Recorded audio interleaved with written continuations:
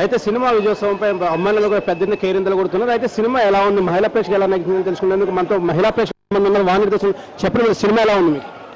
Too good. I mean, awesome. Really awesome. We haven't seen a movie like this after 10 Commandments and probably Hindi Mughal Azam. This is the first Telugu movie which I've really enjoyed. చెప్పండి, మీకు cinema ఎలా అనిపించింది? ఏం చెప్తారు, బాగుందండి, చాలా బాగుంది cinema. హీరోయిన్లు ఎలా యాక్ట్ చేశారు? ఏమండి, హీరోయిన్ యాక్ట్ చేశారు, చాలా బాగా యాక్ట్ చేశారు ప్రభాస్. సినిమా హాలీవుడ్ తలపిస్తుందని చెప్పి హాలీవుడ్ మించిందే. మీరు చెప్పండి సార్, సినిమా ఎలా ఉంది? చాలా బాగుంది. దీన్ని ఒక సినిమాలో చూడకూడదు, మనం మన తెలుగు ఇండస్ట్రీకి చాలా కారణం ఇది. అక్కడ మీరు అడుగుతున్నారు హీరోయిన్ ఎలా చేసి, అందులో అవేం కనపడవు మనకంతా ఒక డైరెక్టర్ స్కిల్ కనపడుతుంది, ఒక టెక్నీషియన్ స్కిల్ కనపడుతుంది. ఇటువంటి సినిమాలు మిస్ అవ్వకూడదు ప్రతి వాళ్ళు.